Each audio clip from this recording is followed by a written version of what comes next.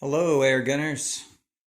Bryce POI in the air gun kitchen with this Beeman QB78S for synthetic stock. This is a gun I've had for about 5 years. As soon as I got it, I started messing with it. So all these things are I did probably 4 years ago, maybe 5. Um,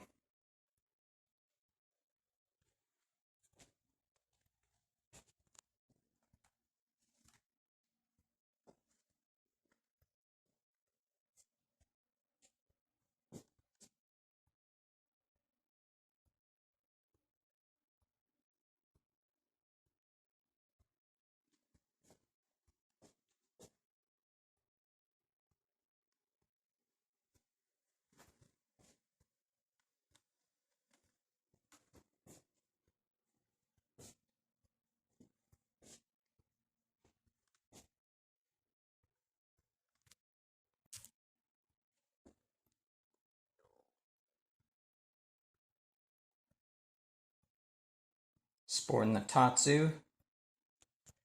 And this is a 15-inch barrel, the OD. So I have this adapter. I'm pretty sure I got it off of eBay.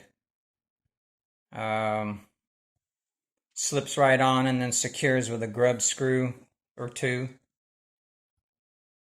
Uh, of course, the paint job, that's something I did.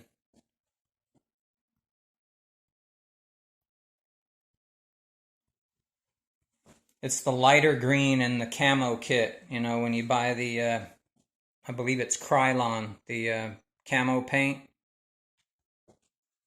This is the lighter color of that group or that package. And it's still CO2.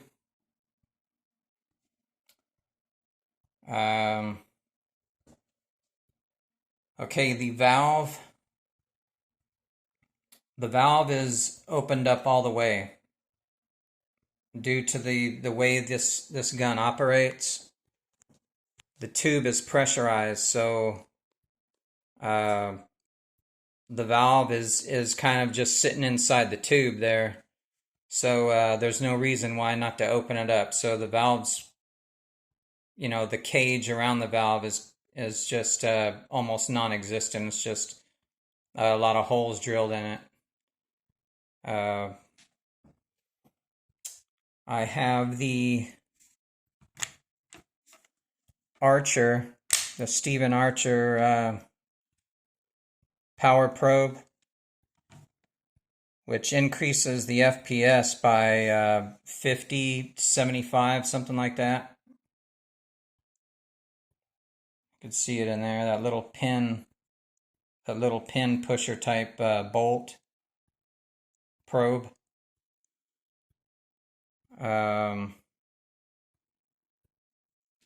This breech is a Chinese breech. It's from the Chinese model because I ruined the breech that was on here.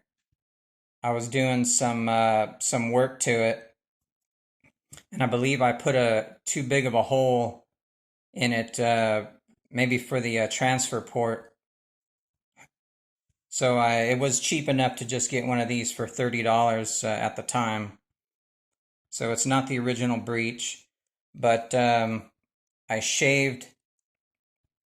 basically hand milled this thing with a draw file and made it flat so I could put these adapters on. Because these adapters won't go on, they're flat, and the top of this breech is round. So you can't get these things on if this top is not flat.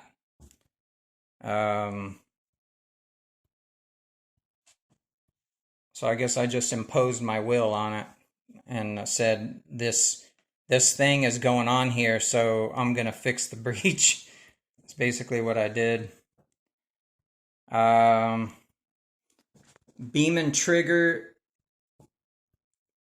easy to modify. I can't exactly remember what I did to it, but I know I put a spring from a ballpoint pen and then something else. Maybe a couple things. Oh, polishing. That's what I did.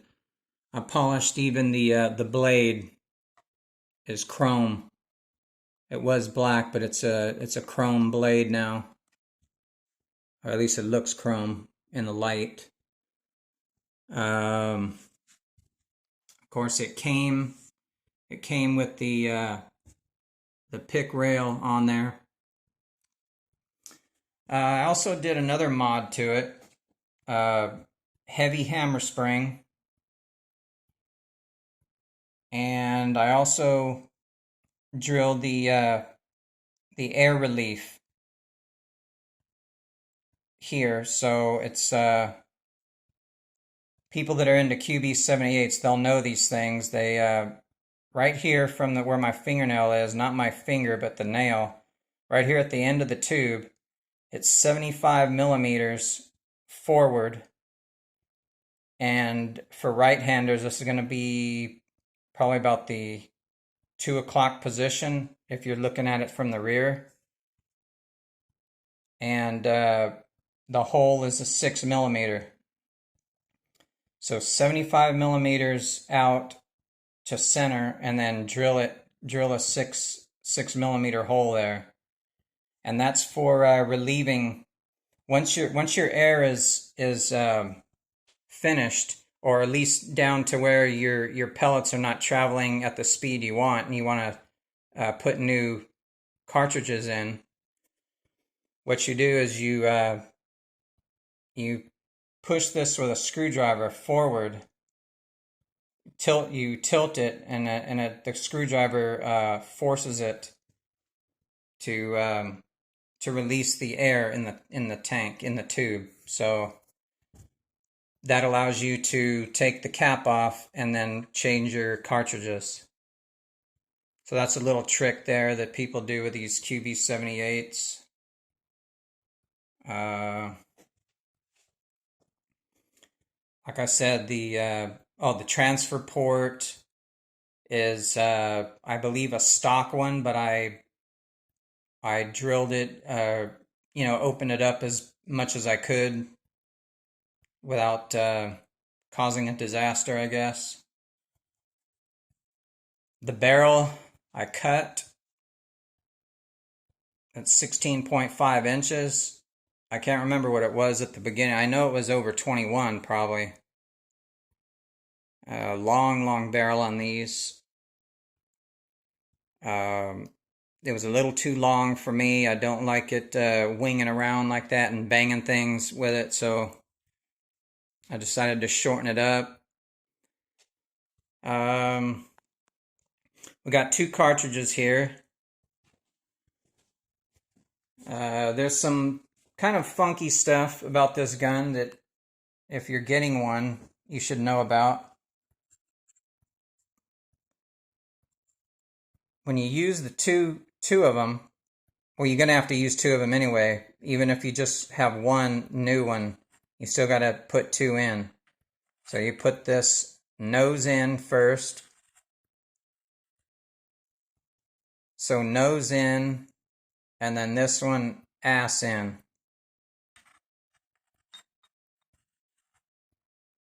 So nose in, ass in.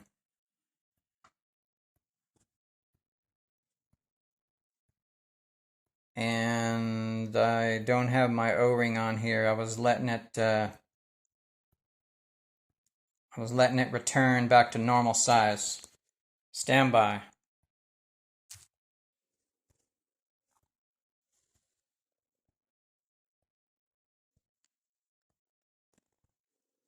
Just put it over the top of this thing.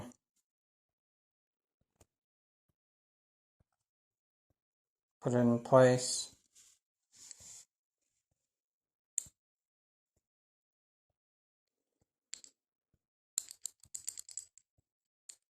That's normal for it to wiggle around like that.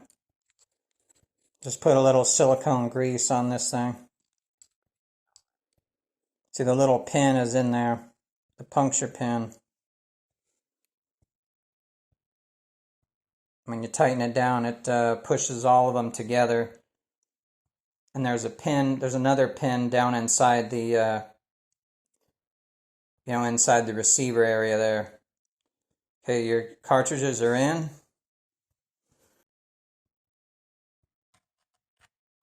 Let's put it in there.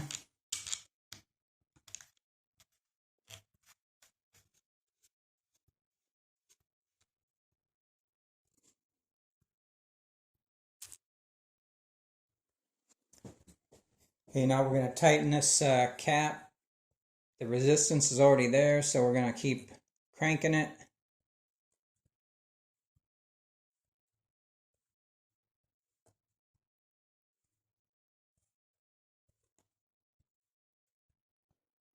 And just back it off slightly. And then you get the tension. You hear a little hiss.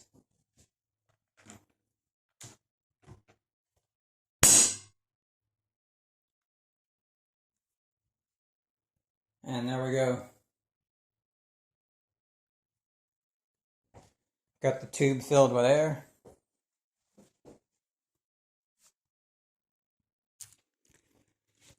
Okay, the numbers on this gun. Oh, we got the Tatsu. Numbers on this gun are it shot 844s because it's a 177. It shot 844s at 650 FPS.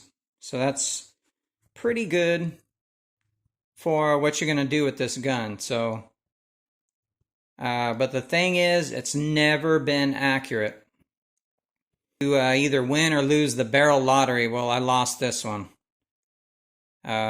Even with shortening it and messing with the muzzle and the crown and all that, it still didn't.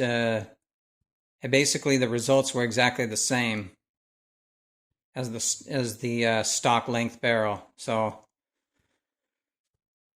that's what I'm up against with this one. No accuracy, but I'm gonna try some pellets. I'm going to try the GSB 4.53 head size in the 844 grain weight. And we'll see if we can get a group together with those things at, I don't know if I'm going to go 20 or 23. I guess to really be honest about it, I got to go 23 yards. Go the maximum I can go and see what happens. Okay, I'm going to go ahead and test this thing. It shot 650 when I put it away. See what kind of speed we can get.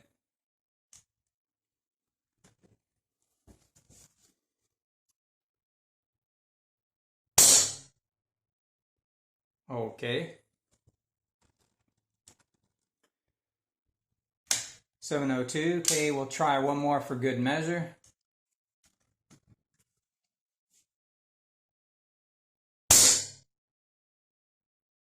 Great.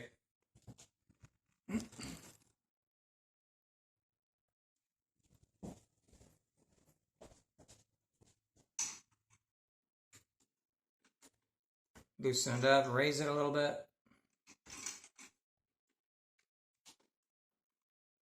See if we can get some good numbers here without errors.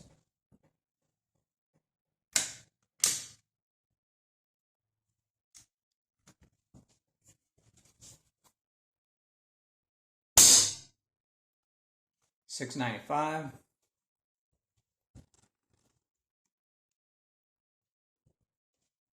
And one more.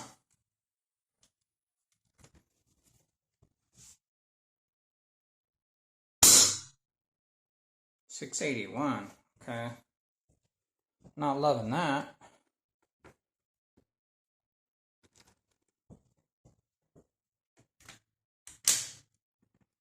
A lot of gas shooting out the muzzle.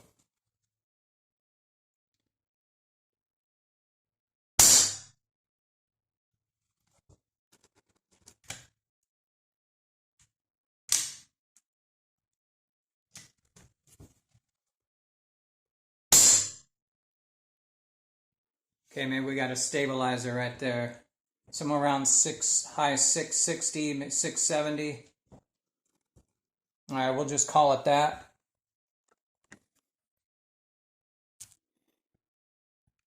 Okay, we're using the JSB 844s and 4.53 head size, the big ones. Going about 660, 670 with the CO2 rifle. QB78S. All right, 23-yard range indoors with the QB78S. We're going for this one right here. Got my fingers crossed. I guess I'm going to go 5 shots. Let's try it. Here we go.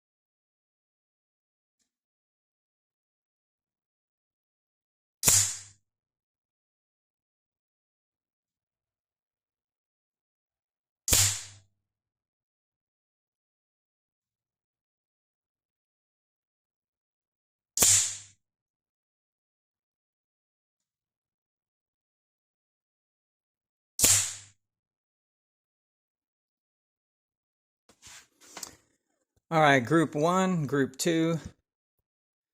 They look about the same size. The spread of the wayward shots.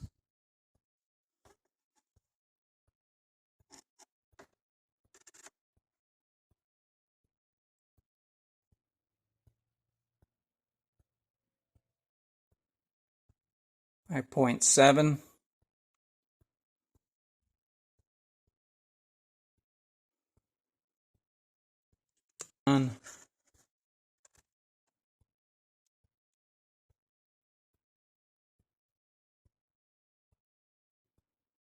Probably a 0.6, 0.6.5. Once we get this garbage shot out of the way for some reason, then they start grouping, I think. But I don't understand why it has to put this ridiculous group killer up out of the way like that. But it seemed to do it on both. I could see it doing to this one because this is the first group. But doing it, just starting off a second group and it does it, that's bizarre. So, okay, 0.7, I'm going to call it 0.6. Same pellets, a little less air in the gun with this one. But probably velocity is probably about the same. All right, air gunners. You guys, I hope you guys enjoy this video. There's probably some things I left out about this gun that I wanted to say, but can't remember them now.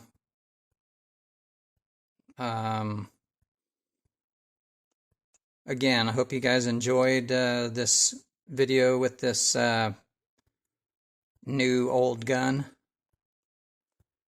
And you guys keep putting on the hits.